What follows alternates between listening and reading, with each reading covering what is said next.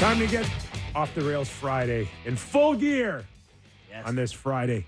Nick Kypreos, Justin Bourne, Sammy McKee, Derek Brandeo, David Sisboomba. You okay over there, Sammy? Yeah, all good. We're good. We're good. Thanks for joining us on Sportsnet 590, Sportsnet 360, and Sportsnet Plus. And remember, don't just worry about catching us live. You can download us at any time, wherever you get your favorite pods. And remember, on this day, Texas 590. Sammy's going to be reading them today. We say that all week, but especially today, as we go into this very special weekend. Can we not? We just have to talk about your jacket before the show starts. Yeah, I'm going big, boys. Look at this. Huge weekend here. Okay, we've got... It's the jacket. We've got, of course, Kentucky Derby. Oh, is it Derby weekend? Yes, it is. Oh, great. We've got Game 7 Saturday night. Ooh, buddy. And we got Greek Easter. Oh, Greek Easter. Greek Easter. Are you hiding the eggs? Look at that coat. This is Greek Easter jacket. Yeah, it's very nice. And don't dare ask me why our Easter is like a month after yours, because I'll give you the same answer I've been giving everybody over my lifetime. Okay. I don't have time to explain 8th century history to you. No, you don't owe them that, or you're not. Wait, it's not your job. Then I walk away looking really busy and important. That's right. Good. Well, happy Greek Easter to you and yours. You told me you were going to. Mom, I know she was watching. Thank you. You told me you're bailing on what? On a jacket. No, I'm back. Kipper, listen. You do a lot for me. You do a lot for this show. Asking if I'm back. But now, I'm thinking I'm back. I mean, I put on a jacket because you wanted me to. So there you go. Attaboy. I'm not going to do a tie because I didn't win when I had a tie. So I got this sloppy whatever's going on up here. But I got the jacket on.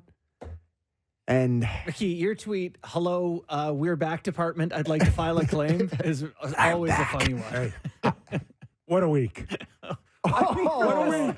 Start of the week till now? I mean, what a swing. What an emotional swing for our boy here. I've been through the ringer. And, I don't really know how to feel. I loved that game last night. I loved that win. I just can't believe it was back to Game 7. We'll try our best to give everyone a sense of where you are in the next hour on our Leaf edition of the Real Kyper and Bourne Show. Gord Stellick will join us in about 30 minutes. Toronto Maple Leaf analyst, former general manager of the Toronto Maple Leafs, and one of our favorites here. And then Fridays just wouldn't be Fridays without Doug MacLean at the top of the hour, and we'll get his thoughts on this topsy-turvy series between the Toronto Maple Leafs and the Boston Bruins, who are in full role reversal. The frustrations, the bad penalties that belong to the Toronto Maple Leafs has now swung towards the Boston Bruins. My God! Okay, it's happening. Ready for Saturday night. Yeah. Even Derek's excited with these drops. Derek's horned up. Oh, my gosh. Is he ever. Love it. But just give us a sense of a small victory in itself was that the Leafs got a home win last night to extend this. Yeah, I mean, small victory there, but obviously a big victory in the big picture, and really almost the exact opposite of a way that you would anticipate the Leafs getting such a momentous win. They don't get some superstar performance where they get, score 7 goals, their top guys blow it up, or run and gun. I mean, they just defended well. Their depth guys look great. Their goaltender made saves. They stayed patient, which we've talked about. They haven't done at home. And boy, Boston looks frustrated. And I think that's a big part of this story too. Listen, I really, really am fascinated. And I know we're going to get into tomorrow night, and we'll talk about the game last night. But I think tomorrow night is going to be one of the more telling games for the direction of two different franchises in the first round that I can ever remember. Just think about what's at stake for both of these franchises in that game tomorrow night. Like, I can't imagine a higher there's Game 7s in the first round all the time, every year. And there could be another one with the Stars. There could be another one with Vancouver and the Preds. But could you ever think of a higher stakes Game 7 in the first round than the Leafs and Bruins tomorrow night? I do want to get in a big picture for sure going into Game 7, and we will. Yeah. But just to your point that you made moments ago, that when you think about other sports and the ability for players to rise, the stars, the best have to be at their best for sure. But we are one sport where all those stars, and I include McDavid and McKinnon, play a third of the game where they can make a difference while others can be there all the time. Can't give the ball to LeBron and say, go do it. And especially in this series for the Toronto Maple Leafs now, it is from top to bottom, the importance of every single one of them. Mm-hmm. And you would, and we saw it from Willie, and there's mixed reviews on what you really saw out of Willie Nylander last night. Yeah. But undeniable is that he is a game breaker, and those guys every once in a while find a way to make a difference. Yeah. But this is a real meat and potatoes series, and it's not necessarily just constantly waiting for one of those game breakers here. And I don't anticipate it to change in Game 7. It's funny, actually. We all came out of last year's postseason being like, Willie Nylander is the guy among the stars who shows up in these moments. He's always the guy who's the same player. But I look back my time hop a year ago, the things I was tweeting about 1 year ago, and it was Willie Nylander not covering a guy, like bad effort and a long shift and didn't change. And, there was moments where it was like, God, this guy plays it like the regular season.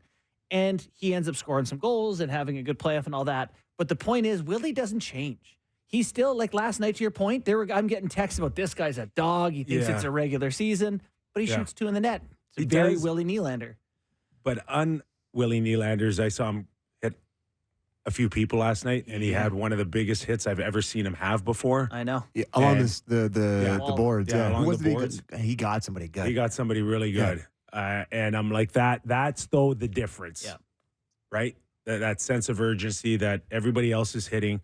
And I'll throw John Tavares in the mix here. Like, I don't know how many Leaf fans would have woken up today and said that I knew for sure John Tavares led all Leaf forwards in hits. Yeah.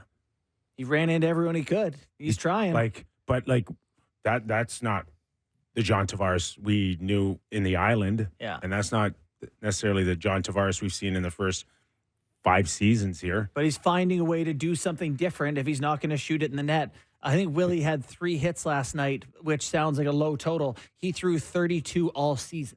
Yeah. So, 3 in a game is a big number for Willie for the way he plays. And just to go to the sort of the clutch stuff with Willie, Sportsnet Stats put this tweet out today that the most goals when facing elimination in Leafs history, number 1 is Wendell Clark with 10. It's a good number. Daryl Sittler, 8. Laney McDonald, 8. Dave Keon, 7. William Nylander, 7. He's up to 7. I mean, that's when you look at these stars and you talk about the underperforming, it's like we always kind of couch it with Willie scores big goals. But, he does. It's I don't think for a lot of mainstream followers that they really, truly understand this year or this time of the year, that the little details that can make the difference. I know we're in that, come on, goose eggs on the stat sheet, no good, right? Mm-hmm. And listen, Marner has not produced like he'd like to, but he's also been out there most often than not against Brad Marchand. Mm-hmm. And I haven't exactly seen Marchand lighting it up either. So, if Mitch Marner ends up scoring 3 points, but Marchand ends up with 4 or 5 and they lose the game, then it's useless. But if Mitch Marner can hold Marchand and they can cancel each other out, that's where you need others to make a difference. Yeah. And yet, there'll be a few people that rip Tavares or Mitch or anyone else for not producing points. But like the bottom line is you win the game first before you look at any individual. Like, I don't know how you can't look at that whole team's performance last night and say success for everybody. Yeah. No, it's a team effort. And, one of the greater takeaways is, I think, a big success for Sheldon Keefe. Because if you said to a lot of people, hey, you're going to go play the Boston Bruins, who's the second best defensive team in the NHL, You're going to be without Matthews for half the series, without Nylander for half the series. Marner's going to have a couple of points or 3 points in the series through 6 games, and you're going to win games. You're going to win a game last night where everything has to go right. I think the coaching deserves some love for managing a game to that point. And now you hear Jim Montgomery talking, and he sounds frustrated. Yeah. That's a nice flip for them. I do, a lot of coaching is X's and O's, and they're clearly drilled in. But, I mean, the word that he kept saying are stay with it. And the last 2 games that the Leafs played, Game 5 in Boston, Game 6 in Toronto last night, it's the hardest I've ever remembered this team playing. Mm-hmm. Like, just all-out effort every shift. Bertuzzi talked about how tired he was after the game because of how hard they're playing. Like, they are grinding hard on every single shift, controlling the play, frustrating the Bruins. I can't remember them playing this hard ever. I did a hit with Sports Central last night, and it was either Tim or I did a couple. So either Tim Look or at this Ivanka. guy. I mentioned that this is a look that we've not seen in a very long time. And I know that I've mentioned to you countless times, try to win a game 2-1, and you're like, you shrugged me off. 100%, yeah. And I'm like, so did I. Yeah. 100%. I'm like, this is what playoffs are about. Yeah. It's not about running up points. It's not about looking at totals. I know we're in that. Well, I don't want you're getting away from this. I'm not about individual stuff a bit much for me. 2-1 scores. Yeah. Win That's fine. series. Yeah. And that's the look that you need. It's the look you need And when we've your not seen scorers that. don't play. We have not seen that. No, we haven't. No. It's not because of the scores. It's because of the ask from Sheldon. Okay? This is the first time he's demanded that our first priority is to keep the puck out of the net and not go and score. And not cheat and not. You don't see Willie cheating. You don't. They're back. They got away with a ton over the last few years. Yeah. And now with their lifeline in the balance, now he's asking, and now they're giving. Oh, you think he wasn't asking before? No, you think before he was going go? No, he wasn't going go. He just didn't hold them accountable enough. I don't know about that. He did not. I don't know. The ask is different. One narrative tweak that I think you're pushing that is going to be bothersome is, Marner having a goal and 2 assists in 6 games. Tavares having, what does he have? A goal and an assist, maybe, whatever.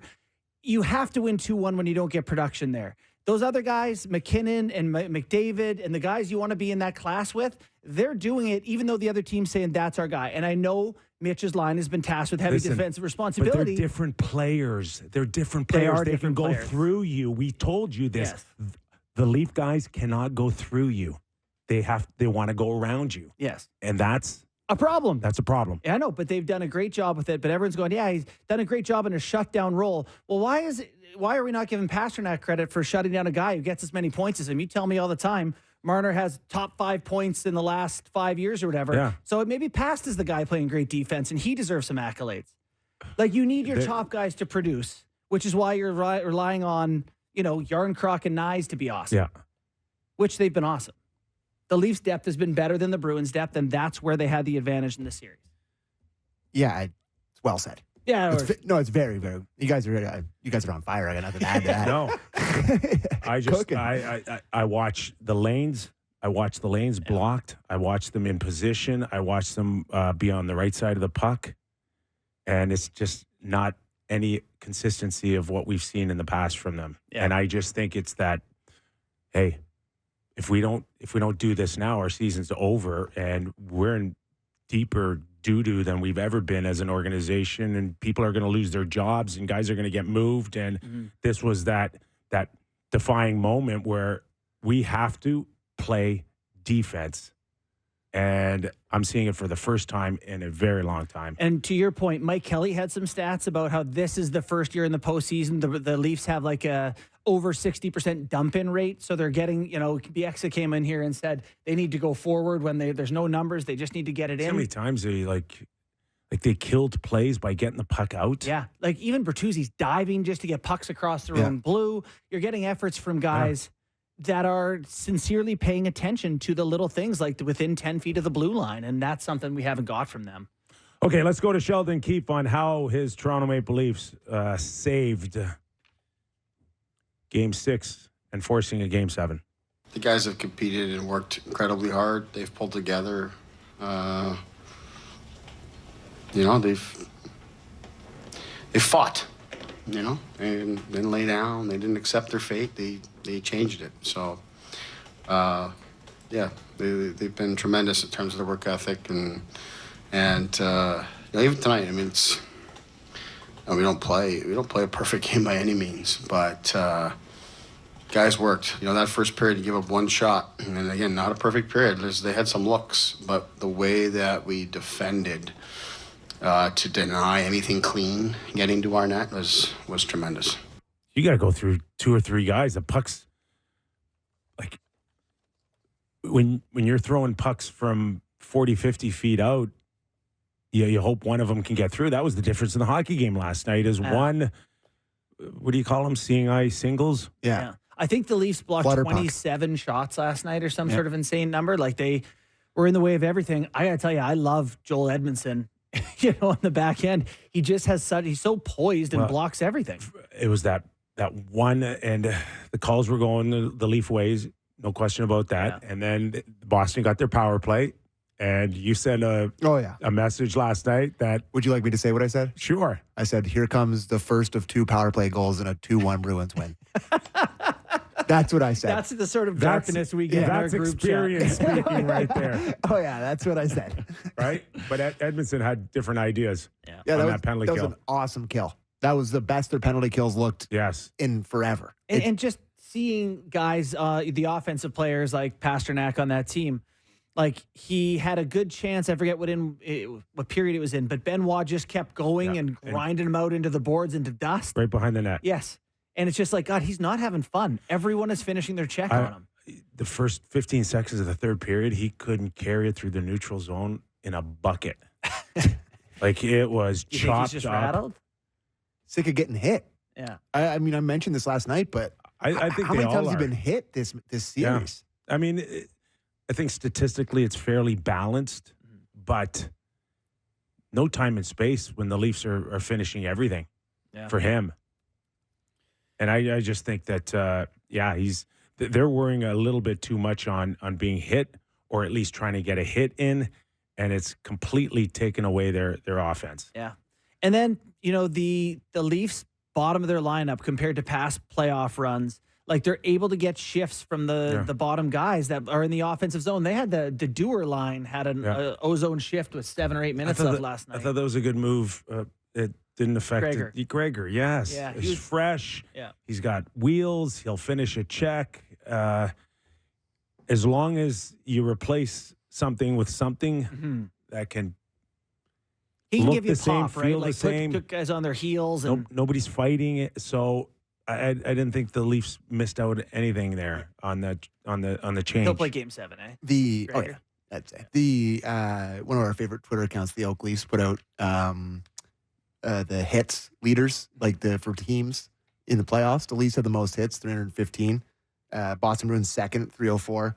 Tampa Bay Lightning, 281. Florida Panthers, 262. So he said that the Atlantic is a yard sale. Yeah. It's like, it's hard hitting hockey. I can't remember watching the Leafs play in such a physical series. And how many times has Pasternak gotten smoked in this series? It's got to be close to 10. It's crazy how hard they're hitting them. It's going both ways too, because last night Kampf got smoked, and that would have been an easy. He's done for the rest of the game. Last year it was Gudis that got him. Yeah. This year he stays in there. He did. He hung in there. That was an eye-watering. My nose might be broken. It was a good sign for Kampf and the Leafs that I can take it. I'm dishing it out, but I can take it too. And last man standing. We have a couple of clips from Montgomery, one on Marchand and Pasta and one on Pasta. Are either of those a good time for those? Or listen, if you're listening to this, you're probably a Leaf fan. Any of these Montgomery clips are music to your ears. So let's start with that one on their stars then. On clip 4, Marchand and Pasta. I wonder who clipped them. Yeah. I got 5 today. Your best players need to be your best players this time of year. I think the effort is tremendous. They need to come through with some big-time plays and big-time moments. I think Marchand has done that in the series. Pasta needs to step up. Wow. Wow. Boston needs to step up. Yeah. Imagine if that was It's Keefe on interesting Nylander. that the bad start by the Leafs in this series you didn't get that same sense of frustration out of Sheldon. He played it a little differently. Mhm. And now Montgomery is now in a situation where he's like, maybe it's just the fact that there's no time to recover here, right? So But this is what makes me feel like last year still exists to him. You know, like maybe I don't know what his sound bites would have been like last year if he was this frustrated. Yeah. But he seems angry about the way they're playing right now. And I don't know if it's the right time for that. to your point, there's no question he's feeling it. And I don't think it's a stretch for me to tell you that Saturday night, one coach is getting fired. And It's a death match. We don't know which one. You think so, eh? Oh, yeah. For sure. Oh, I mean, yeah. that's what I mean when I off the top was talking about the pressure of this game. Yeah. You can't blow 2-3-1 leads. No, and I keep don't. your job. Especially if you're the Boston Bruins. To the Leafs. To the Leafs. Not. They Yeah, can't go I down, don't down. see. That's an unspeakable offense in Boston. Like, Do that's as not bad see as it Montgomery dodging that one I got if they lose Saturday night. I got a text from my buddy. He's a big Bruins fan. Grew up in Boston. He just said 3 words: Bruins are soft. You know, like that's the perspective of their team from the fans right now, is that they just seem like they don't have the usual Yeah. One of pushback. my buddies sent me in the one of our group chats like the Bruins subreddit and said enjoy, like just to read through all. They're down bad. Like I'm like it's like I've said a million times. I know that feeling. Yeah. I recognize that feeling. I had it on Monday. Yeah. I know the feeling, and they're there now. Yeah. It's flipped. So Have you recall any other series where both coaches were vulnerable for one game? It is fun. It's very WWE. Like we're entering into the ice, whatever you want to call it. Bill Simmons One says it man will best. come It's out. the loser leaves town match. Yeah, that's exactly what it is. really Who is said that. that? Bill Simmons. Yeah. Yeah, it's a loser leaves town match. It 100% is. It really is. All right, where do you guys want to go from here? You want to go Joseph Woll? You want to go Matt think we have- Knies? Great question, but you have to do Woll, I think. As much as I want to talk Knies because I know more about that area of the game, I think we got to talk Woll. Yeah. Okay. Do we have you have any clips on Yeah. Woll? We got a clip 3 on Joe Woll, Derek. Well, obviously, like, you know, he hasn't made any mistakes, you know. So because of that, we've stayed in games, right? Scores haven't gone in. There's nothing that's gone in that shouldn't have. So it's giving the group confidence. You need that right now, you know. Like we're again tonight. It's such a tight game. It's such a tight game in Game 5. You know, you're facing elimination. If you make some mistakes there, like it's, you know, it's curtains. So, yeah, it's given the group confidence. It's been tremendous to see. You know, 2 shots in the first game in the first period that he played, and then 1 shot here tonight. The guys are also competing for him, giving him every opportunity to find his way in the series, and then he's rewarding them. You know, when there are breakdowns, he's been great. It cannot be easy just sitting there and waiting and waiting and waiting. Do you want something that's totally unprovable, but the way I truly feel? Yes, of course I do. He starts from Game 1. We're talking about the second round matchup with the Florida Panthers already. You think so? Yeah, I said that earlier, but Yeah. No, I feel mean, it's after watching him last night, he is so good. yes, he is, and he's shown signs of it in the past. Yeah. But that one will be baffling for a while here. But maybe another conversation on another day somewhere Yeah. down the road. But you're absolutely right. It's perplexing that you wouldn't have found a way to get him more meaningful starts down the stretch and really, truly give it a feel of, okay, it was up to grabs in the last 10 games. Yeah. What's funny is the biggest difference in their play might be their mindset, their general mind frame. You talked about how it's tough to sit there, but this guy has this sort of, he's a unique cat, you know, to stick with the it's curtains, see, sort of theme. Yeah. He's a unique cat, this kid. He's got an interesting sort of way of thinking. He started 4 games in the postseason in the NHL. Each time the Leafs were facing elimination. Could have been eliminated. He's 3-1. His Just got to with stay a healthy. Yeah. with a 141 goals against and a 950 save percentage. 950 save percentage, yeah. How about them giving one up with 0.1 seconds last night? Thank God. Yeah, Nylander scored. It was goofy. Like even the camera cut away. The camera cut away. They went to the Montgomery walking down the bench. Everybody was out. There was no goal call on it. It was really strange. And I guess the game was over either way. It's a small, but God, who doesn't want an NHL shutout? For sure, you do for him. But you know what I like about it is that this Leafs team has spent all years chasing individual records. And even at the end of that broadcast, they're going, his shutout streak's up to an hour and 35 minutes. Just so tired of the individual stuff. Like the Leafs they outscored the Bruins. I know, but we like that. Put the individual thing away. That's what people think they want, right? Numbers and stats and but that's why I'm glad it's gone. Lines. There's no storyline there now. Yeah. Like he just gets to play goal and try to win another hockey game. It can be 10-9. They just need more than them. All right. So, shout out to him. Good game.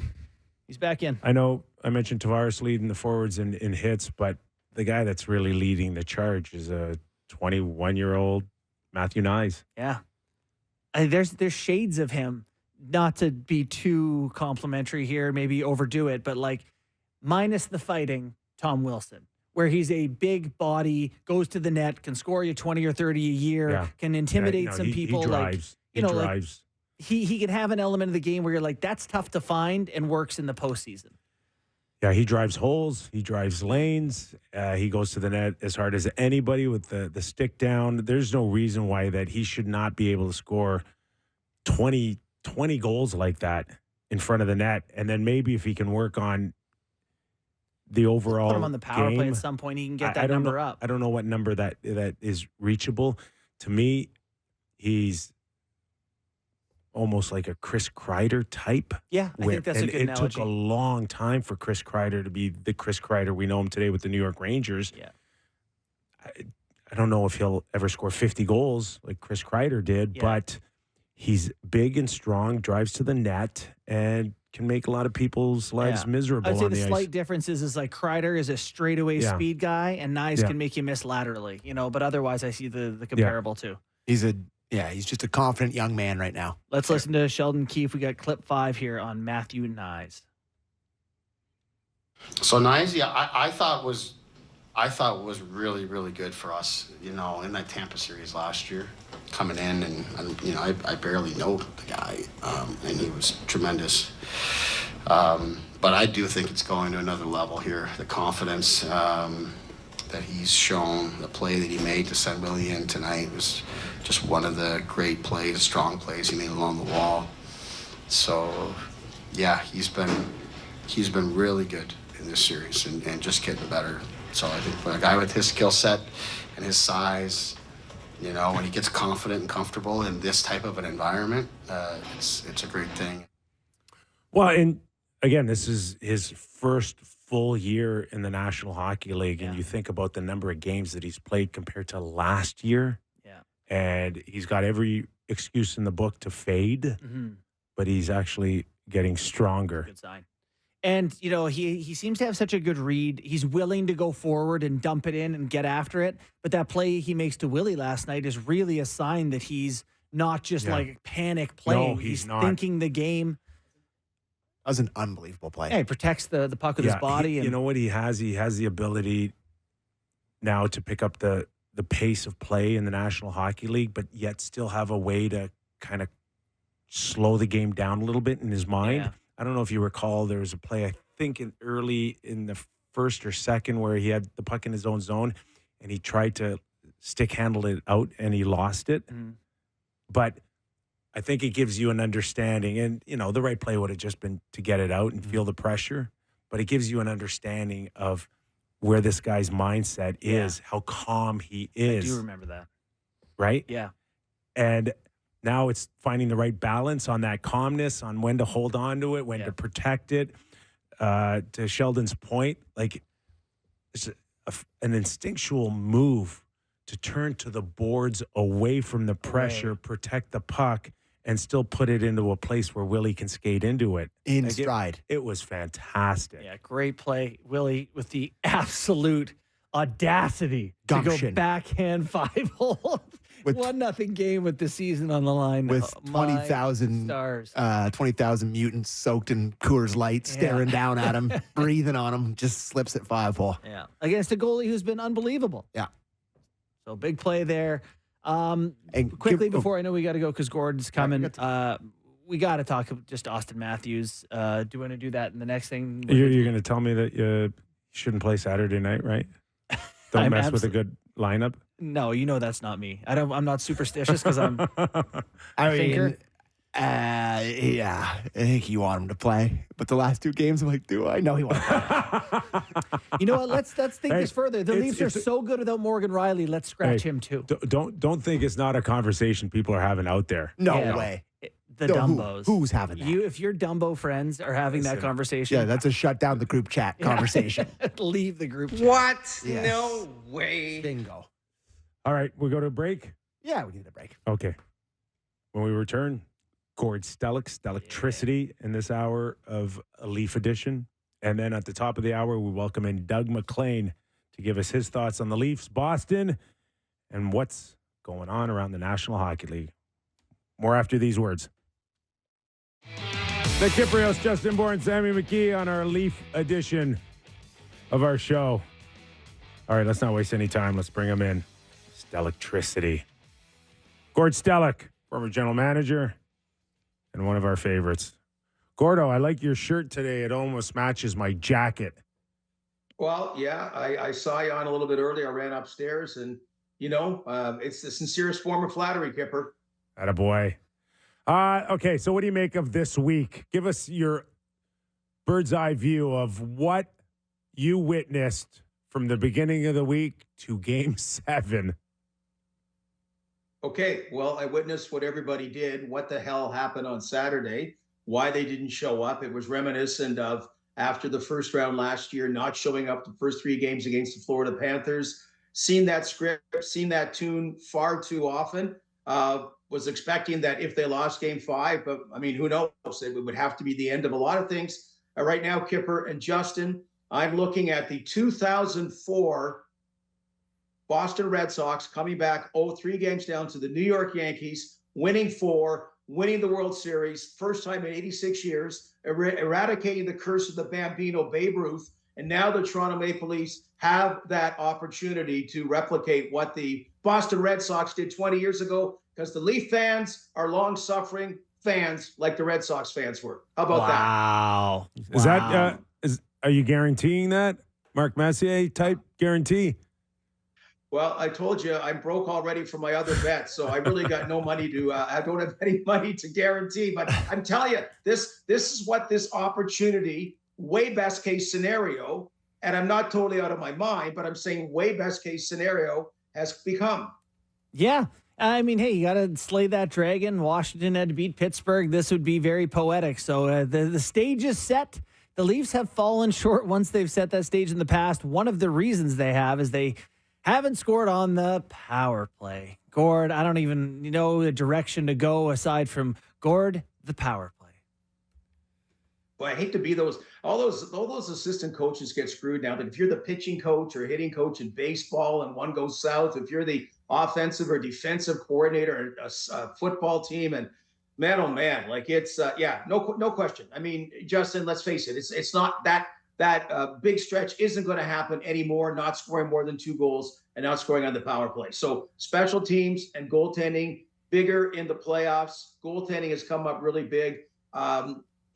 If Austin Matthews can play, I mean, the power play was struggling with him as well. So I don't know what tweak can be left. I mean, it did have its moments where it's going, but the fact is, you break it down a lot better than I do. It's not even really close. It's not even like they're getting glorious chances. So you're 100% right. Okay, this big vision included the power play, getting their bleep together. And I don't know how they do it, but they got about 8 assistant coaches. Let them figure it out.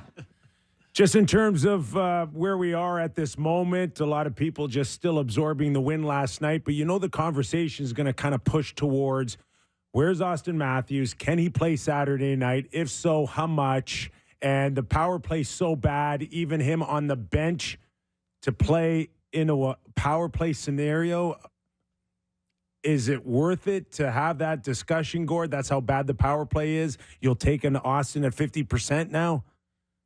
Well, it's funny. You remember Zdeno Chara went back on the bench in the final with a broken jaw, and the Boston Bruins, just to inspire that team. And, it's not like Austin Matthews been absent. He's one reason they're still playing Game 7, because he's the reason they won that first game, number 2. So if it was doable that he could play and be a power play specialist, then I 100%. I mean, this notion about, they're a better the record. They have great records without their big guns in the lineup, but you still want them in. But I think, Kyper, and you've been there, that it's proved that, okay, we have won without him. Guys have stepped up. Everyone stepped up. Mitch Marner stepped up. Most importantly, Max Domi stepped up. John Tavares. All these things. So if he's not there, they played without him. They played without Nylander. That's the way it could be. But if he could play legitimately, if he legitimately could play even the power play only, that's something I would really look at. That's something I'd want. I love you both, but I have to push back against this concept that a guy could come play the power play only. Has it ever happened in the history of the league? If you're good enough to be in the game, you play. And it's not like the power play mindset sometimes. You don't take a beating on the power play. But see, this is the mindset that gets the power play in trouble. There's puck battles. You still got to work. You got to fight for pucks and skate back. And see, this is the problem. Him and Ovi, no, just sit there and wait for the puck to come to you. It's never happened where you've had a guy and just parked him on the power play and said, take one-timers. Everyone else will fight for the puck. All right. So Nick Robertson, you stay in. Yeah. So, yes. Well, Go ahead. Justin, it's different if the power play got going in his absence. That'd be different if the last couple of games it got going. And I see what you're saying. And you know what? If he ends up coming back for Game 7, I'm sure it morphs into other shifts. Yeah, you're not talking. He's going to play 24 minutes. Going out there, with a cane or something like that and playing on the power play. Okay, so I'm going to draw the line at something. Can you got a better memory than me. What was the scenario in the playoffs with Matt Sundin? Was he out? He came back in. Do you remember that? Yeah, Kyper, everyone's got a better memory than you. Okay, for starters, so I don't take that as a compliment. But that was the ultimate absurd playoff that they're going against Carolina down to the Final Four, and Sundin was out. I mean, I think they had Carl Pilash playing on defense as well. They had all these other names of guys that hadn't journeyman players, and they started going, if they're a better team without Matt Sundin. No, they never were. The fact they won without Matt Sundin was a credit. And the other thing, Kippy, because, we were doing the games back then, or in or around back then, and Justin, that they've got to the Final Four. I know I brought up this point before, but every Final Four they've got up to in the Burns and Quinn era, they were better than the other team. They were the LA Kings one year, the Vancouver Canucks in 94. That year, you're talking about the Carolina Hurricanes in the Final Four, the Buffalo Sabres in the Final Four. I mean, they had made strides, and then they didn't run into a juggernaut heavyweight that eliminated them. So that's why it's not 55 years of not winning a Stanley Cup. It's 55 years not even being in a Stanley Cup final. And that's why I think when I talk about my best case scenario, that it's almost going to take something unusual to get them there. So one important distinction I don't think I've heard drawn many places is that when the Leafs have mind blown, when they've lost in Game 7, elimination games to teams, they lost to the Boston Bruins, who went on to go to the Stanley Cup final, I believe, the last time they played them. The Tampa Bay Lightning, they lose Game 7. Tampa Bay went on to win the Stanley Cup. I think those were good teams. This is the first time I remember them going. Actually, Montreal, too, beats them in 7. They went to the Cup final. This is the first time I remember them going up against a team who kind of in disarray, Gord. Like, they're not going to the Stanley Cup final, this Boston Bruins team. Full stop. It is not happening. So do you feel better about their chances based on opponent? Oh, come on. The Columbus-Montreal series, you could never feel better than that. Come on. No doubt about it. No doubt. Good point. Yeah, that's... Pierre-Luc Dubois, they're talking about buying him out in L.A. He was the Conn Smythe Trophy winner for Columbus that one series. Whatever could go wrong. But those teams felt good, Gord. I that Montreal team was happy to push it to 7. They were feeling good about themselves. Well, they were up 3-1. They weren't happy. Like, they should have closed it out. They had that monster year in the regular season. So the point is, I agree. It's not like the opposing presence of Zdeno Chara was huge. I think bigger than Bergeron, Krejci, whatever. Yeah. But you're right.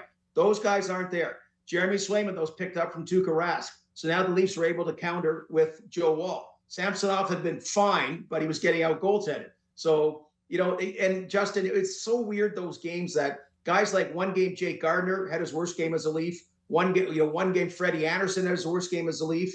And early on, we don't look at it enough that Mike Babcock had outcoached. They had to do it the Babcock way. He didn't let the big guns be the big guns. He had to put Thomas Plekanec in his turtleneck out there 28 minutes or something like that, because you got to earn your time there. You know what? He screwed up. Their time was there. That was a good opportunity, an opportunity wasted. And he flew to Phoenix to try to appease Austin. And everyone's just saying, why the hell didn't you play him more? Why didn't you see what's going on the ice?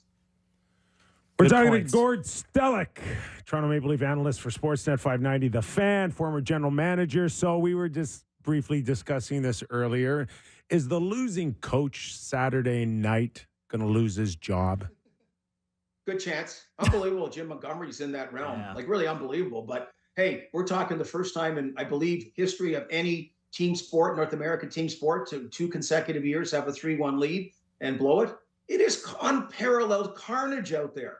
The NHL coaches just littered across the highway. It was like 5 years ago, there was not a single in-season coaching change made for 32 teams. Wow. And now, boom, just going, like Seattle. The players should be pissed at themselves. They factored in the coach being moved from there, even though Ron Francis says that's not the case. So and Kippy, I'm not after any coach's job. I know you guys aren't either. I think there's so many positives. You'd make a hell of a coach. Underrated in a lot of ways, but I think that is just the reality, the very likely reality for one of these teams. You'd make a great coach. All right, dynamite. Well, North Toronto, I got it out there, double A, way back when, It's all coaching. It wasn't the kids. Imagine idiots that think that as parents, that it's all coaching. It's not the kids. Yeah. There's some unsung heroes having great series for this Maple Leafs team. We talked earlier about Matthew Knies.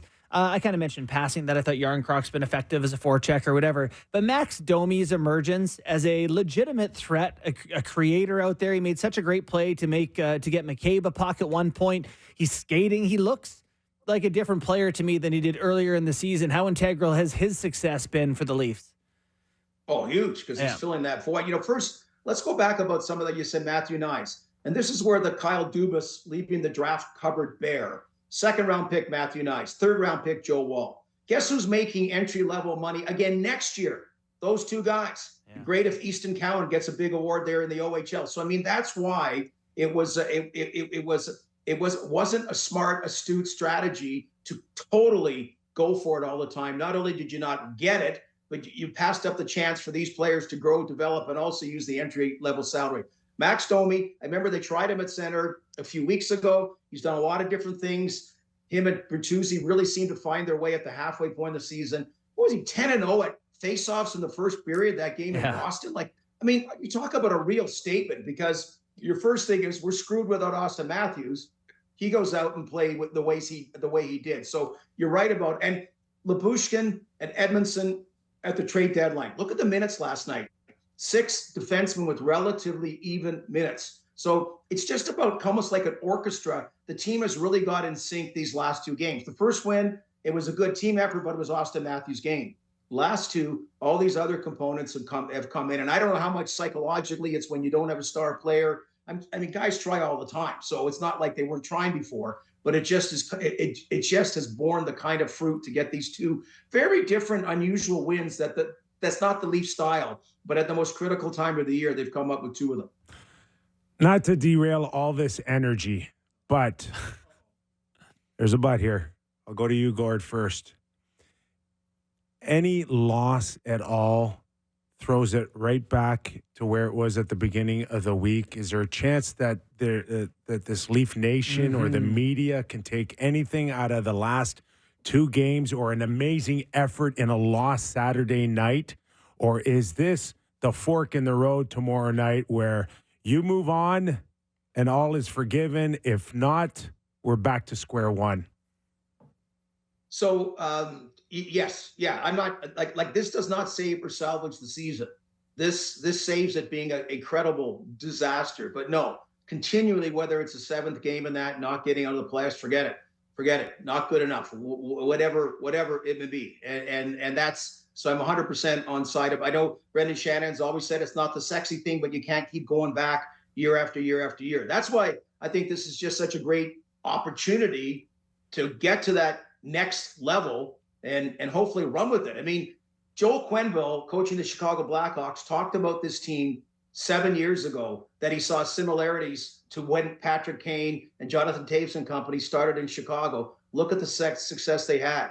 Well, guess what? That team's now the Florida Panthers. That's not even the team in their own division anymore. And that's where they're looking at being a kind of back to maybe a Midland team, and that's not what you want to be. So, I think it does. I'm not saying that's the air of the balloon. It's just the reality. It's just the reality. That's why this Game 7 is so important. The ultimate reality test, Game 7 tomorrow night in Boston. Gordo, enjoy it, my friend. Thanks for doing this. I will do that. You take care. You take care, Justin, as well, okay? Thanks, Gordo. Appreciate it, bud. That is Gord Stellick. Yo. Okay, just to pick up on that a little bit here. Earlier this week, I wrote an article for the Toronto Star. You can find it on my Real Kyper account. I threw in some hypotheticals, okay? And I don't know if we discussed this, but a lot of talk earlier this week. Who needs to be fired? Who needs to go? Where is the cut line for you guys? Like where Brendan, Sheldon, Brad Treliving continue the vision moving forward and they get to go on? Is it Stanley Cup or bust? Is it conference final? Is it a good run against Florida in the next round? Yeah. Is it just simply getting through Game 7 tomorrow night? That is $1 million question. Oh, it's a lot more than $1 million. This is many millions at stake for sure. Cut line, boys. Give it to me. I think hard fought 7-game series against the Florida Panthers in the second round, regardless of result, would do it. It's a really good question, and I do think how it looks matters for sure. I'm with you on one thing. If you lose Game 7 in this round, none of this has mattered. Bye-bye. It hasn't mattered. You know, you've shown us close. You've battled back. I actually think they battled back down 3-1 to the Bruins in a previous series before losing Game 7. Correct. You know, so we've seen this. But past that, better showing in round 2. Progress. Can I give you progress? Well, listen, go 6 or 7 games against Florida, if and that's 6 progress. or 7 games and they look like they're a better team, it depends who you're talking about too. Like, if you're talking about the players, I don't know that it would be. Would you go back to the same core watching them lose? And we'll talk Monday. Okay, we'll talk Monday. Conference final for me. Conference final. Yeah. They got to get to the conference final, and then everyone can come back. This is like they won another round. 6 or 7 years in the making to not just get past the third round. They need to compete first. This is the window of the Stanley Cup now. You're right. That's fair. And the conference final, think how great that is. That's a lot of time where you're in the playoffs. You're weeks from now, 3 weeks from now maybe, where the city has been excited. There's energy. There's Hockey Night in Canada for weeks to come. It's given the people what they want. A lot of good coaching decisions between now and that. Yeah. You know? Yeah. Give the people what they want. There's momentum building for them. We'll see if they can close it out, at least to get through the first round Saturday night. I think Sportsnet likes that they're getting a Game 7 Hockey Night in Canada Saturday night, Boston Bruins Leafs. Probably like that. Do you hear that? Do you hear that? That's the sales department doing backflips right now. Ka-ching, ka-ching, ka-ching. Quick note, Monday will be Game 1 between the Bruins and Panthers or Leafs and Panthers. Plenty time to recoup. Oh, my God. Matthews would be good as gold by then. It's a scheduled L if I've ever seen one. All right. We're just getting warmed up here on Off the Rails Friday. When we come back, Doug MacLean, Toronto, Boston, Vancouver, plenty to get into with Doug MacLean. Don't go away. That's an order.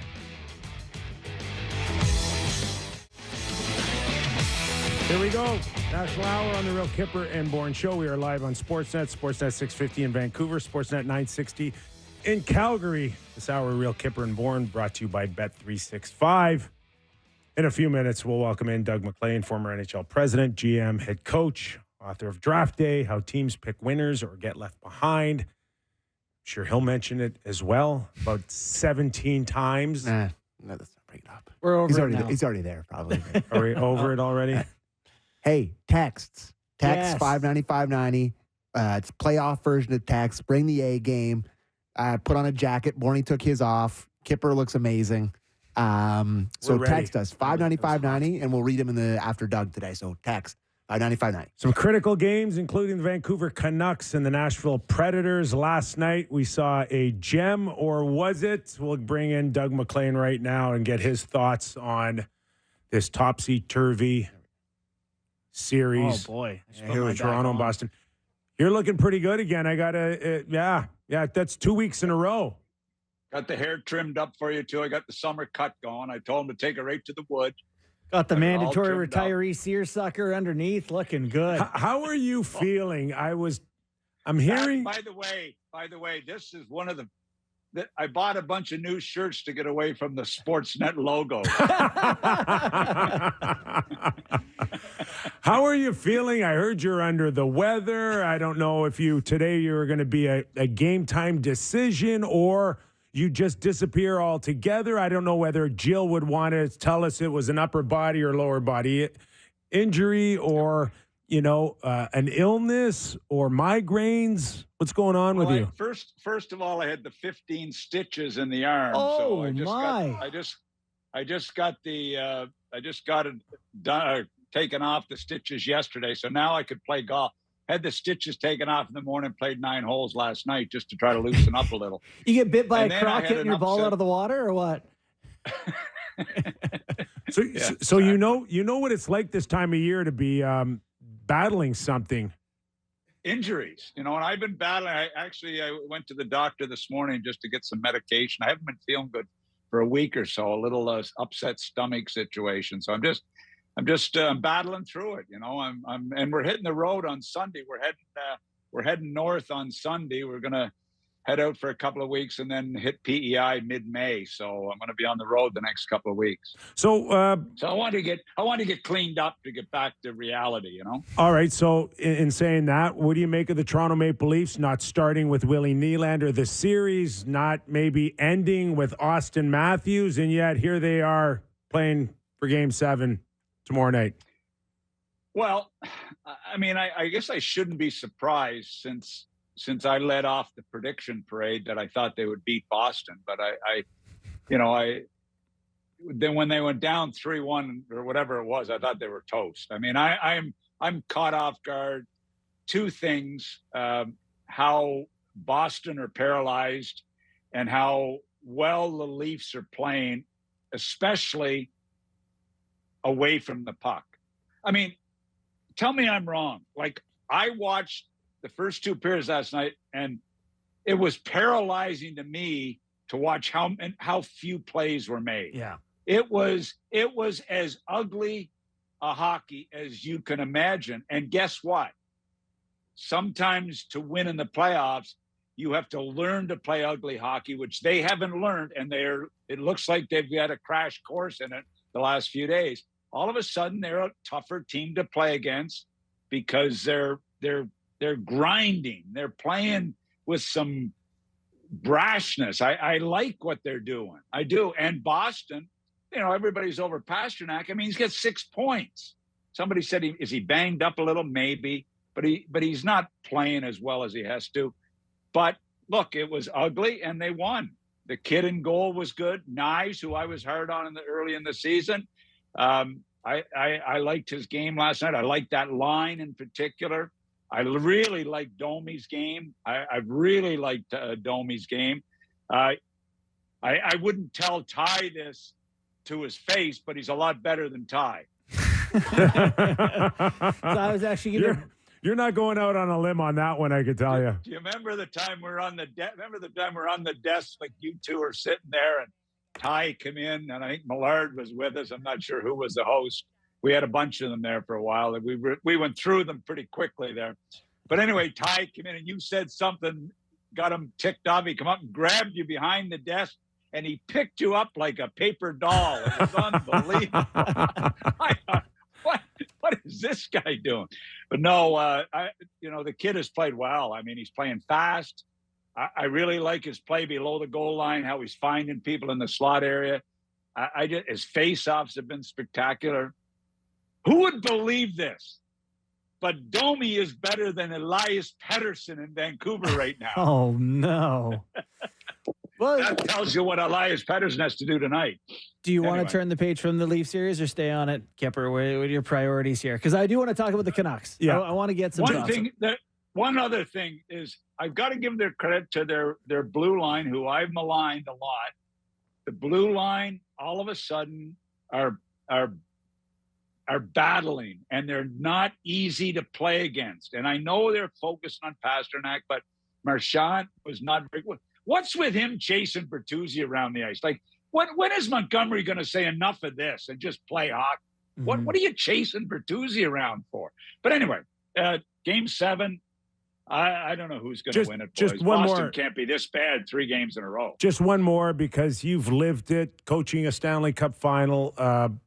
The pressure on Jim Montgomery and Sheldon Keefe to win Game 7. Enormous pressure. And when I coached Game 7 in Pittsburgh in the Eastern Conference Finals, there was no pressure because we weren't supposed to be there. The pressure was, if we win, we're going to the Stanley Cup. That was the pressure. But, this is guys fighting for their jobs. Jim Montgomery can't get beat again the way he did last year. They can't fall apart as badly.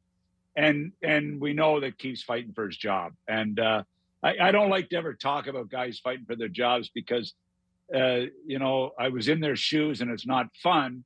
And when you get fired, it's really not fun, but we know they are. Or at least Keefe is. And I hope, I don't want to see, I'd like to see him not get fired, to be quite honest.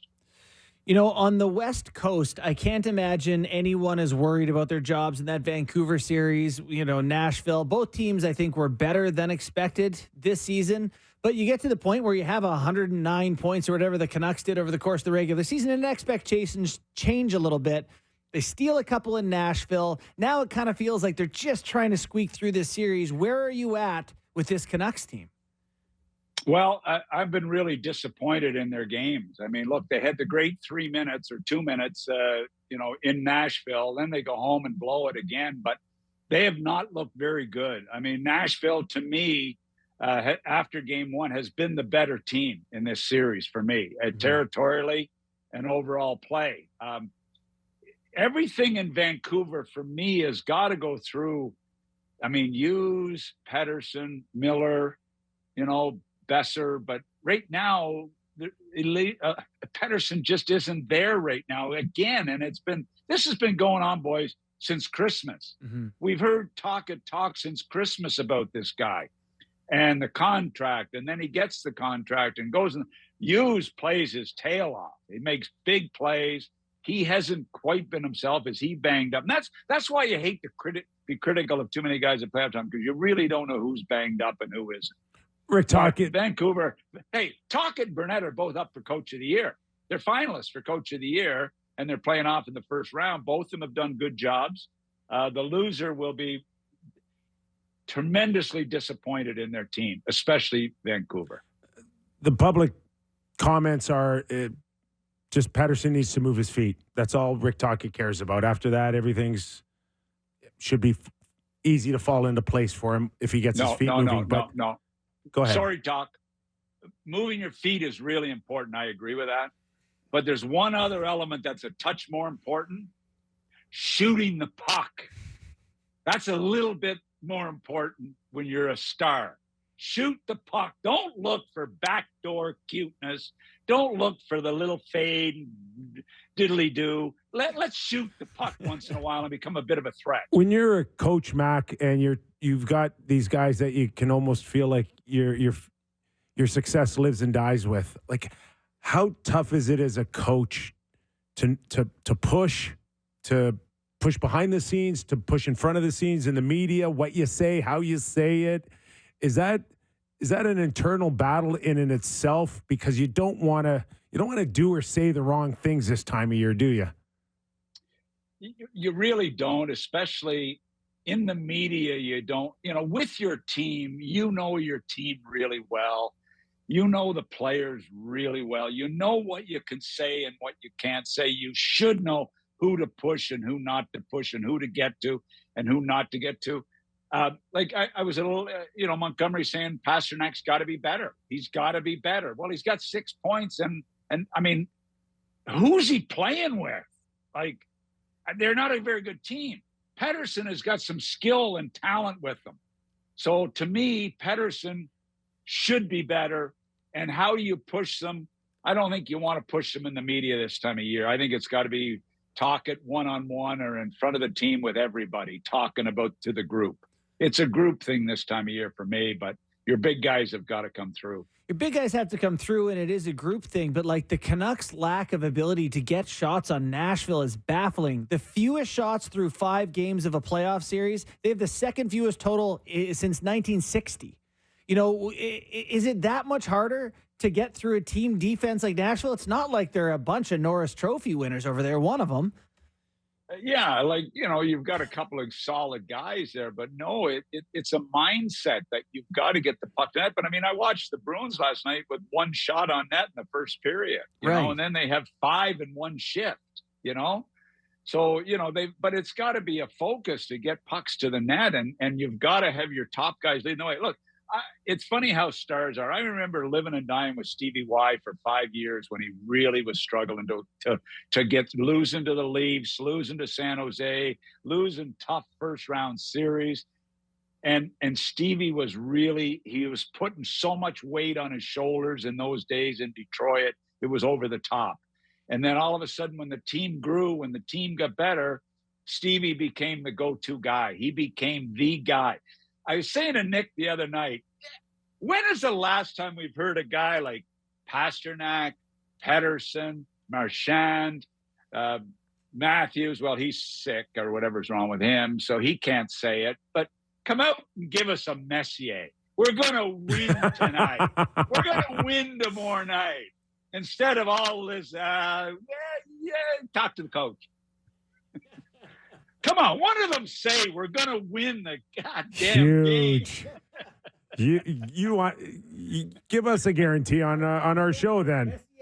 I want a Messier coming out of the boys. Give us a Nashville, Vancouver, Toronto, Boston guarantee then, big boy. You were in the room when Mess said it, and you said, "I agree, Mess." Yes, sir. Yes, sir, Mess. I'll get you coffee, and I'll get you ready. I'll get you pumped up. Last night we saw Montgomery when the game was on the line. I think the last 10, 12 minutes just put Pasternak and Marchand together. So how easy would it be for Pettersson to go back to the lotto line with Miller and Brock Besser? Just load him up, get him with the best.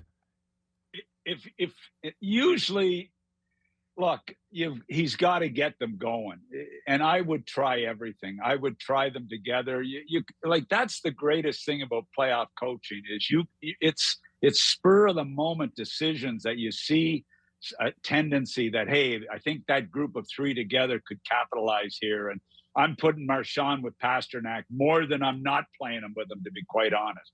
The rest of the game is just a wash the way these guys are banging around and thrashing around. So get your skill together. Give Pasternak and Marchand a chance. The same as it is for the Leafs. You got to give your big boys a chance to play with the big boys, even if they fight on the bench the odd time. Pit them together, you know? They'll sort it out.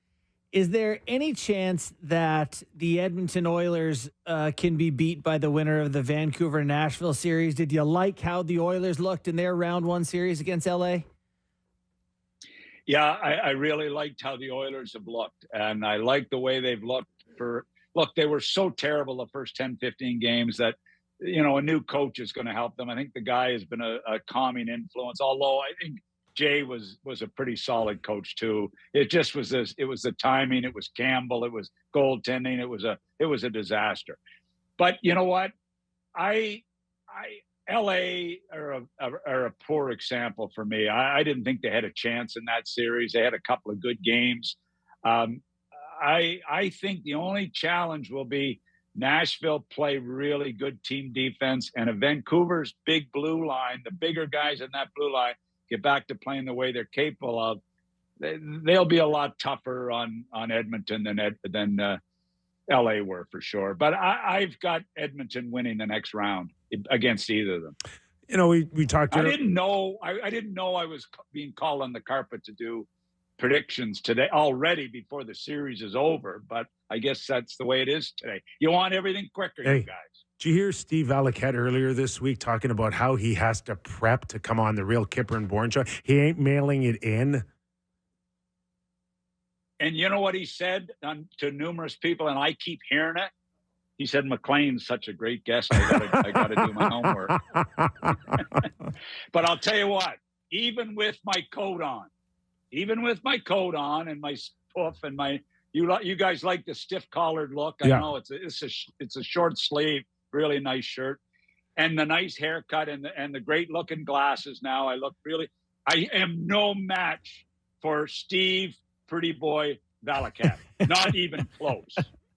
He'd take that as a compliment. I can just imagine your analysis. And it was. Oh no, that was a compliment. Hey. I mean, look, he's better looking than Ron Duguay now. What a reference. What a reference. Okay, we talked about maybe Montgomery feeling it in Boston, Keefe still in Toronto, but what about the Vegas being down to Dallas now, and those big trades, Mac, that they made? How devastating would a loss be in this series for Vegas? Well, we talked going into it. I thought Dallas would beat them because of the turmoil all season with the injuries and the lack of goaltending at critical times this season, although their goaltending's been good. Look, they don't look nearly as sharp, and give Dallas full marks to come back, lose your first two at home, and then you bounce back like this. And I mean, the young guys on that team have stepped up and played so well. I mean, the Robertson kid has been really good. The Johnson kid has been a star. Logan Stankoven, what is he, 21, 22? Yeah, what a combination he is. And the big Rupe looks good. Remember when Rupe broke in with us, Kip? He was a third, fourth line checking guy, but what a player he's been. Look, to me, Dallas is the better team. They were better prepared going into the playoffs because they were healthy, because they didn't have all the turmoil and the injuries and the LTI and all the other issues around them. They were easily the better prepared team. And I like Ottinger. I think he's a heck of a goalie. The save he made the other night on that split save, boys, that was one for the ages. Doug, how much do you think randomness has an effect in the playoffs? Like, the best team doesn't always win these series. Do you have any experience with sometimes the luck just not going your way, or seeing it, you're like, okay, we're the better team, but it doesn't always pan out for the best teams? Well, I think back to the Carolina Panthers series last year. What was it? Not 4 straight that the Panthers beat Carolina? Yes. And Rod Brindamore after the series said he thought we played well enough in every one of those games to win. Yeah. To win the 4 that we lost. That's what you're talking about, and I agree that it does become a factor at times. There's no denying that. I mean, I laughed when the people said we were lucky against Pittsburgh. We had 65 shots on goal one game in Florida against the Pittsburgh Penguins in the Eastern Conference Final. 65 shots we fired at them, and people are saying, "Oh, they're just a trapping team." I said, "Oh, I guess we like the trap. Then we get 65 shots playing it." So it's kind of funny how it works out. But it's all. And hey, let's not kid ourselves. The one thing that's still there every game is goaltending. Every game, it's still a critical component of the Stanley Cup playoffs. And I don't know who's going to beat Florida, boys. I don't know. I don't know. Hey, not the Leafs, I think. Boston, is that what you're saying? Boston, that's the least of Boston and Toronto's worries right now. Yeah. No, I know. They'd love to get beat by – either team would like to get beat by Florida. So, Mac, since the end of last year, I think 17 coaching changes. Aren't you glad you got out of that business? You would have been a wreck right now, knowing how these coaching jobs look like a carousel. No, that's not true. Jill would have been a wreck because as I told you many times, we'd move to a new city, we'd rent the first year, we'd buy the second year, we'd rent a house the first year, buy a house the second year, and then I'd get fired the third year. Then we'd go to the next city and we'd rent, buy, and get fired. Then we'd go to the next city, we'd rent, buy, and get fired. So eventually we started to buy right away. The reason we rent it is because we didn't have the cash. You know? Once the cash started to come, it helped. What do you make of it? What do you make of it? All these changes. I think it's ludicrous. It's nobody can tell me it's not related to the new brand of ownership. You know, I love when people say, "Oh, the GM fires the coaches." I'm calling BS on it. I have for years, and I'm calling it now. The owners step in, and most of the time, the owners make the call. So most of the time. I don't know. How did you reference it? New age owners, new generation. Yeah. What's the difference between that and the old? Well, I mean, Harold Ballard wouldn't fire you; he'd just make you wear a bag over your head. You know? I mean, now you know what the new breed of owners. It's guys that have made a lot of money in different areas and have made it fast and have made it at young ages, and all of a sudden they think they're geniuses. So they think that translates to the hockey business. And the one thing that you can't translate most corporations to the actual hockey business. It doesn't translate that easy as far as winning at your job, winning at your career, and winning because you discovered something versus winning and putting the construction of a hockey team is a very delicate, challenging situation. So one of those challenges right now, I think, is in Carolina because I had mentioned a few weeks ago that it looked like Rod Brindamore's contract was pretty much done and it just needed to be signed off. Maybe he was looking to secure more people around him, whatever. There was a bit of a delay, and then we get word this week that the owner may have pulled it off the table. To me, this is a distraction they don't need, and it's almost the one that reminded me, Mac, of 1994 when we started hearing Keenan's going to Detroit because you leaked it back then. Yep. Well, I didn't leak it. I didn't leak it. I told Paul M. Skierman at CJRW in Summerside, and he leaked it. Okay, all right. And it became his claim to fame. He still brags about it, by the way. Nonetheless, a distraction you don't need this time of year. No, that is for sure. And you know what? He should know better, Dundon. He should know better. This series with the Rangers is going to be a unbelievably tough series with two real good teams, two teams that have a chance to go on and be Stanley Cup winners. And you don't need this. Should never have leaked out. It should never have gotten out.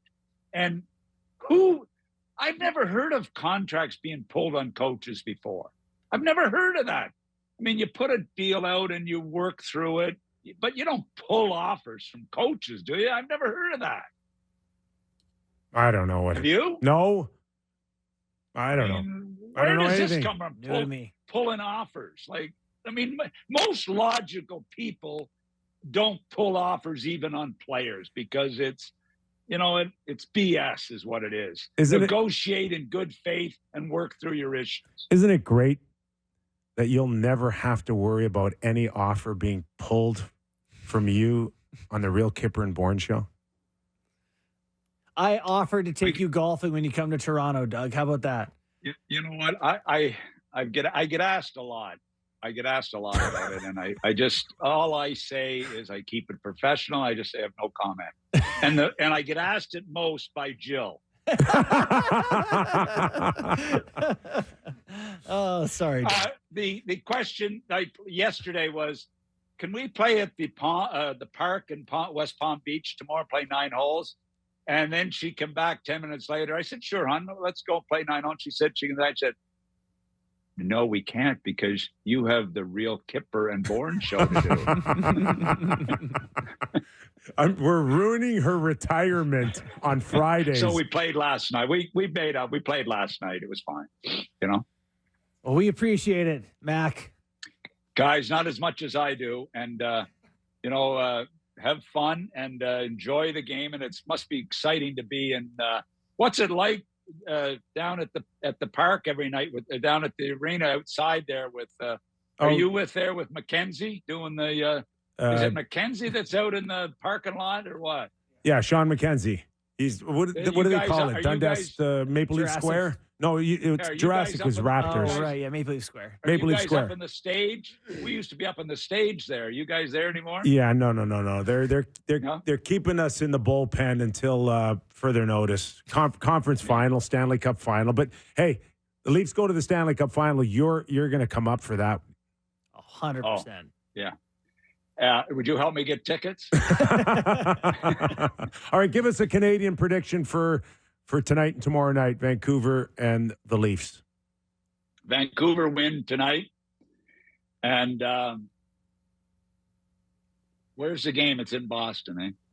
Yeah. Does that matter? They're better on the road. I can't change it from what my original prediction was. I said the Leafs would win, so I've got to stay with the Leafs. Good. Is Matthews playing? Is that important anymore? No, Domi's better, I think. For sure. Oh my God! Wait till Domi goes. Wait till Ty and Domi march in to see Brendan about his new contract. Oh my God, that'll be scary.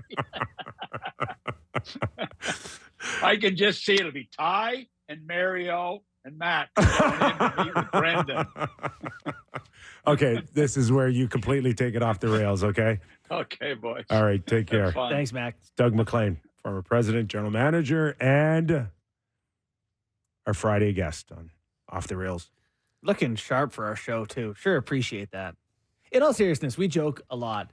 I genuinely do appreciate that on Fridays at this time, he takes the time to be on our show because that's a difficult time. Oh, there's plenty of times when he's like, scram, beat it, I'm golfing. Yeah. He should. Not plenty of times. What, like 4 times all year? He's been a. I don't know. Yes, trooper. we do We owe him a little bit. You know, he's watching right now, so I don't want to say too many nice things about him. Fair. Let's wait. I love listening to you when I'm on. Game time? Game time. It's game time presented by Bet365. Visit the app for latest odds and find out why it's never ordinary at Bet365. Must be 19 plus. Ontario only. Please play responsibly. Well, you guys were talking with Doug. I was playing around with Bet365 here, and I found a very interesting one that you can bet the final exact forecast. So, for example, the favorite right now on Bet365 is the Carolina Hurricanes to beat the Edmonton Oilers in the final at 12-1. The one that is very interesting to me is the Colorado Avalanche to beat the Florida Panthers in the final is 22-1. And was that the final? Was there a final at one point?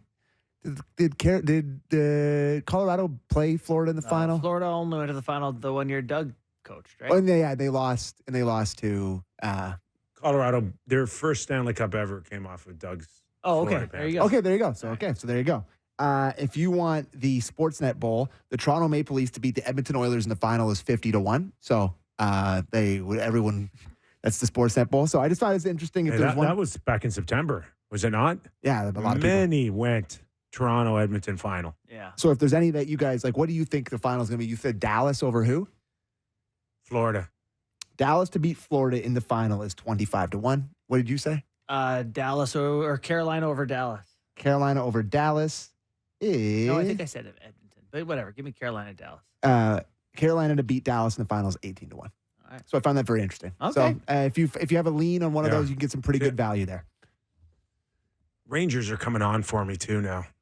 Yeah. They are. That was a heck of a series. It helps playing a non-playoff team in the Capitals. That helps how you look and how you feel, right? Oh, yeah. A lot of rest, though. Yeah. I can go a long way.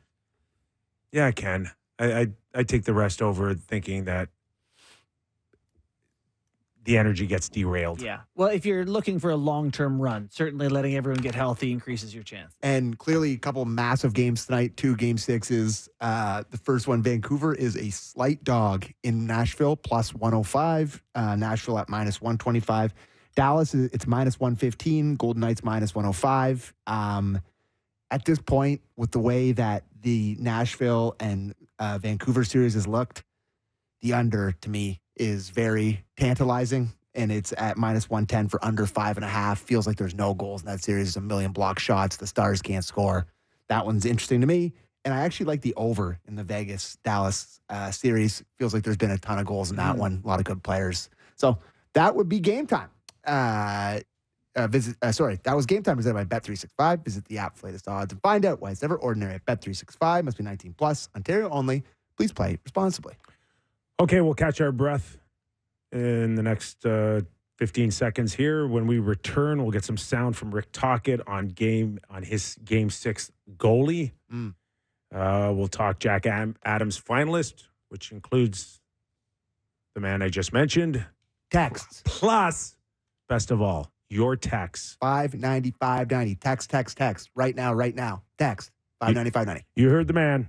Back after these words. The Kypreos, Justin Bourne, Sammy McKee bringing it home for you on the last portion of our show this Friday. A lot of good feelings for the Vancouver Canuck fans outside of hoping to close this series out against Nashville is the fact that Thatcher Demko returned to the ice today. Should we hear what the... Thursday, sorry. Thursday? Yeah. No, today. He was on the ice today. He was on the ice today. But he's not. Like, there's no real... I didn't even cut the clip. He's just like, there's no real update. I think he might skate as well, in the next few days. But I don't know if this is any real sign that has sped up the week-to-week that Tocchet spoke of earlier. Just to confirm, he did skate today. He was on the ice today. And Tocchet was asked about it and said there's no real update. Yeah. But then, before he even sat down, they were starting to grind him about who's going to start tonight. Mm-hmm. And if we could have the first Tocchet clip on who he's starting tonight.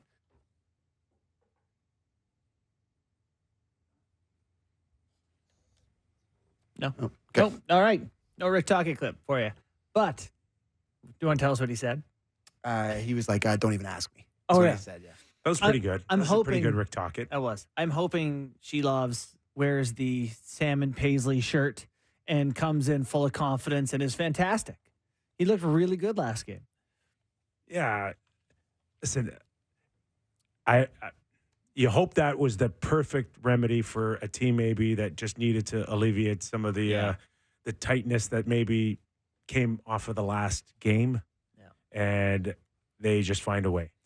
I feel good about where the Canucks are at. I really do. I just feel like in these big games, the game breakers come through. It's kind of why I regret picking Winnipeg over Colorado, seeing McKinnon and Makar. Like, the Canucks have Petey who can do it. JT Miller loves to do it. Besser scored a big goal for them. I feel good about those guys. We actually have a clip here of him talking about that very mindset going into this game tonight. Tocchet clip 2, please, Derek. Yeah, I really do. We had a good practice. A couple guys were joking around. I think guys are going to embrace this moment. Had some good talks with some players. I mean, this is what you play for. You can't dread it. You got to, it's like Bruno said, to their team, they got to embrace the pain.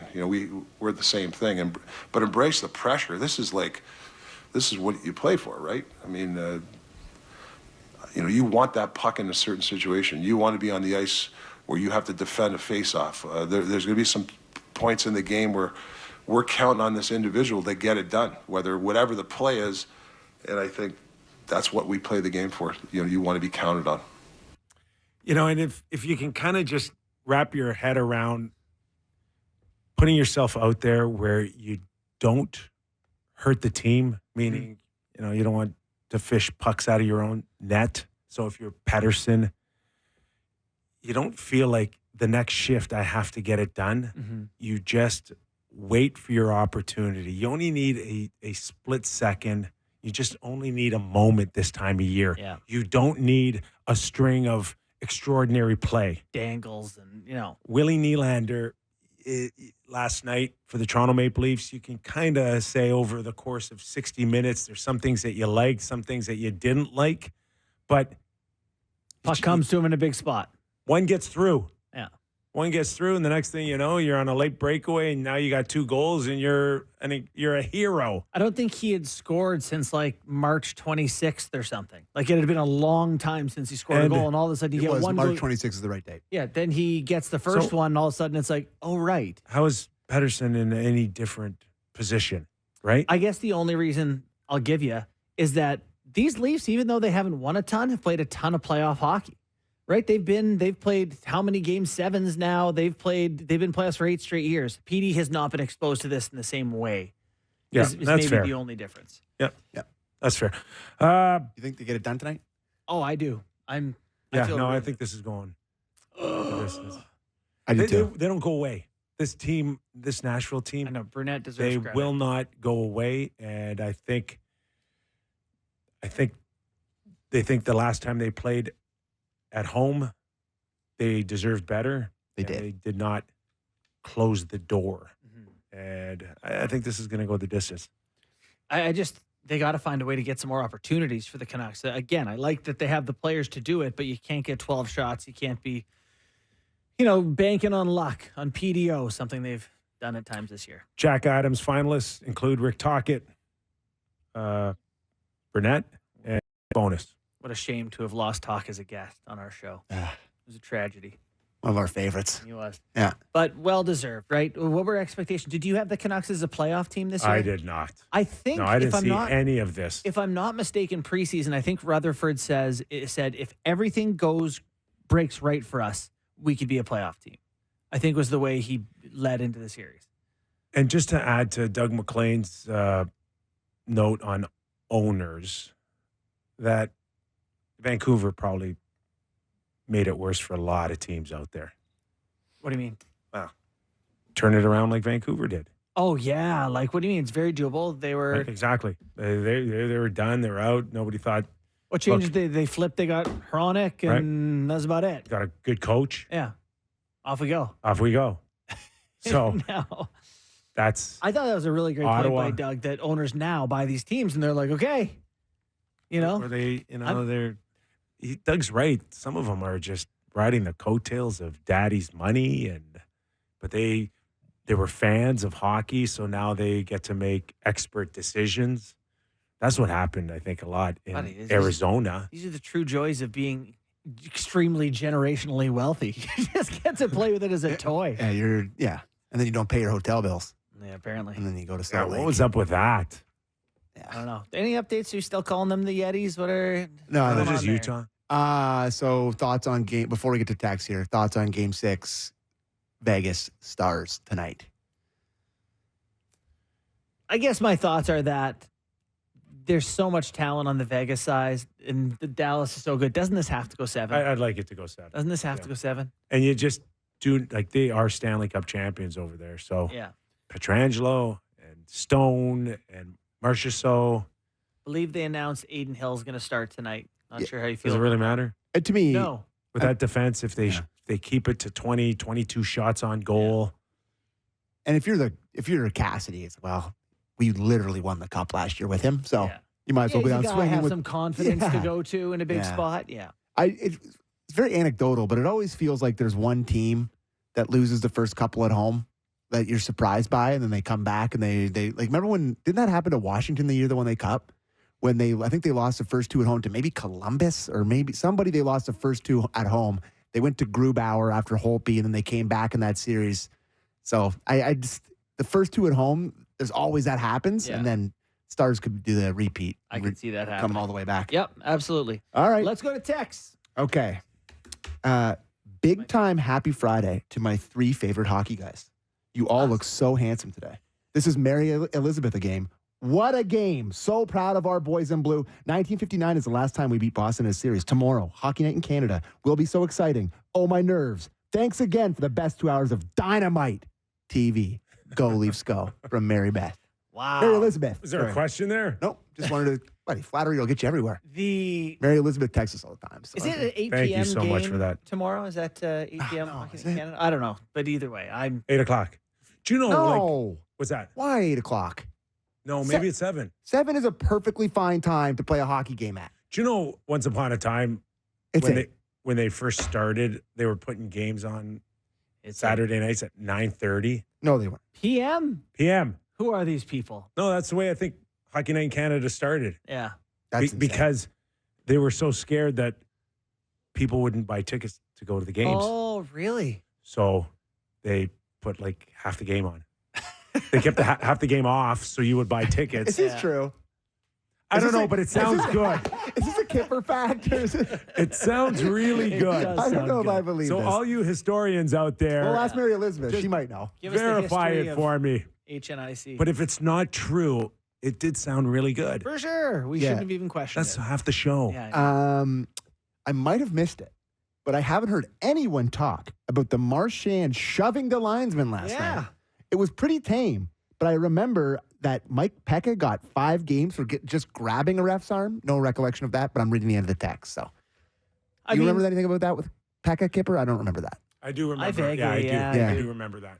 But, I talked to, just talking to you and Bunk after the show last night. You guys were like, well, he's in his way. It's like, you still can't push a linesman. And I do feel like the penalty he took against Bertuzzi was related to that, because it was the next shift or the shift after where he tried to jump around Bertuzzi, and I don't know if that's a penalty, but he was on the officials' nerves. He was on fire early in the series, and there's not a hockey guy in the world that wouldn't want Brad Marchand on their hockey team. Oh my, yeah. But I would take him scarily high in a fantasy draft. To be a true leader, you can't take that penalty. No. You cannot ask your team to do a lot of things that need to be done this time of year, including sucking it up or not taking a bad penalty. 10 minutes in the game, he lassos Bertuzzi on his own blue line. Yeah. That is not leadership. It's not. And if I may be grapes for a second, and let's go to the tape. And I said that to you guys early in the series, that if he and Bertuzzi want to have a meathead off, that's great for the Leafs. Let the two of them cancel each other out, go to the box, alternating, whatever. At least it's not your stars and Marchand's on tilt. Yeah. And there is no commie influence. Patrice Bergeron was it for the Boston Bruins. Chara before him. And the fact that down the middle now, and you know who the other sleeper was Krejci. That guy was money this time of year. He was big time. Yeah. He loved the moment. Right now, that's a big hole down the middle for the Boston Bruins tomorrow night. I know, and it's on the wing with 63, but he's a bit. Playoff games you think David Krejci played? God, I don't know. 190. 160 playoff games that he played. Way. Yes. 43 playoff I think goals, the most 128 playoff games of all time Big is 178 or something. Yeah, 128 points in 160 playoff games. That's why they begged him to come back. Wow. Yeah. The most all time is Chelios, 266. 266. That's a career. Yeah, that's pretty good. That's half my career. That's unbelievable. More than half my career. Crazy. There's a lot of Leafs. Sorry, National, but there's been a ton of Leafs Buddy, questions there's on the 6 text. teams playing in round 1 left. It's okay. Here we got a coach on the text line. The Maple Leafs problem with the power play stems directly from their lack of creativity on the zone entry. The same play every time. Ray Charles and 3 blind mice could see it coming. In general, I hate the drop pass to the last guy coming with speed. And while everybody just stands outside the blue line.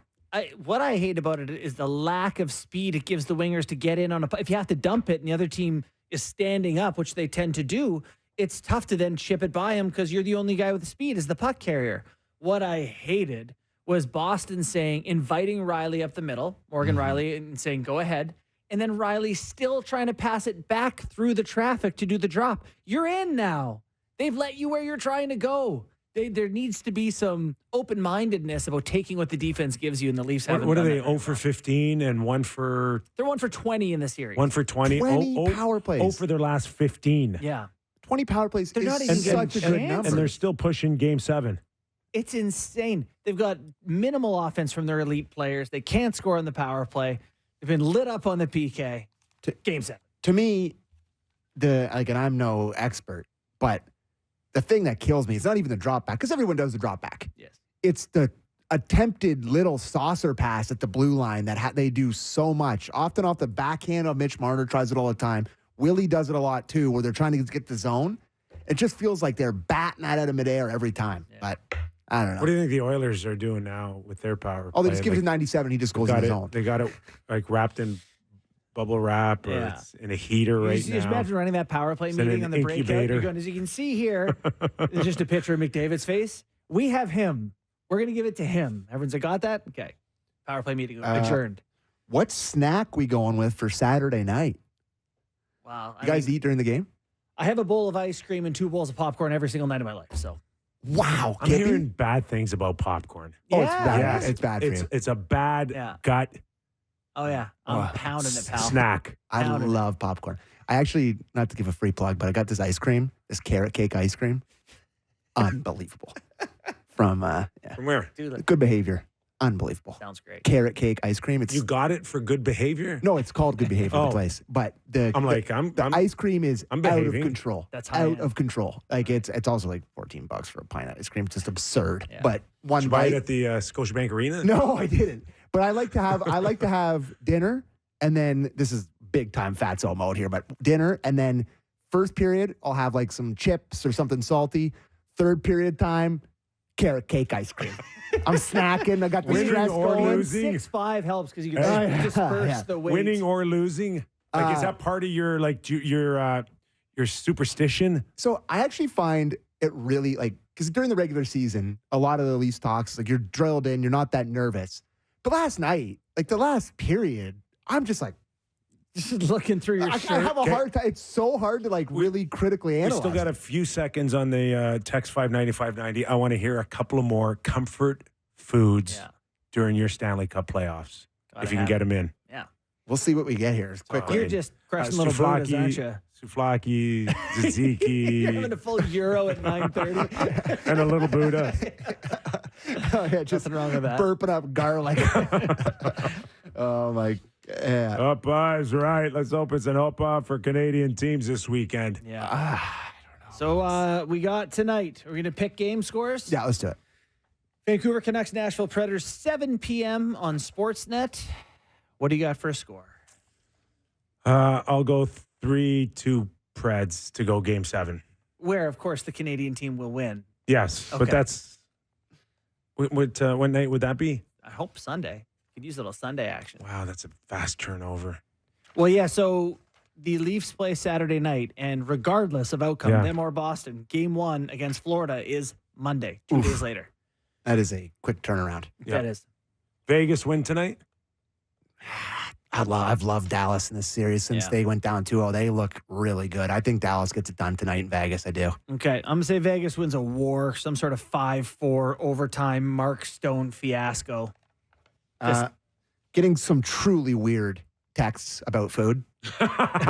Mac and cheese and tuna, corn puffs and Aero bar. Oh my A God. good patch of wings and blue cheese, that's normal. It's Jaeger for me watching the Just pull it out of the freezer and have a tug. Jaeger with Yager. Carrot cake ice cream, better than the Oilers' power play. Top shelf, boys. Yeah, boy. All right. I got lots. Chili cheese dogs. What? What time are you people eating meals at? What, I got kids, I eat at 5:30. Like, all that has to be prepared well before puck drop. Like, you're not breaking at any point. Baklava. I don't for even. Kyper. Do you like getting up during the game to go to the kitchen? Like, can you Absolutely pull not. yourself off the I TV? take notes. I take notes Listen, all game. you know what I got also can't do? I can't pause it. I can't have you guys know something before me. I'm the same way. No pausing. Well, I'll do a rewind, then I'll catch up at intermission. Or, sorry, commercial. Good plan. Good plan. Okay. Leafs win tomorrow? All right. Yes, sir. Yeah, we took Leafs in 7. I got Boston in 7, so. We'll sort it all out on Monday. Poetic 4-1 win.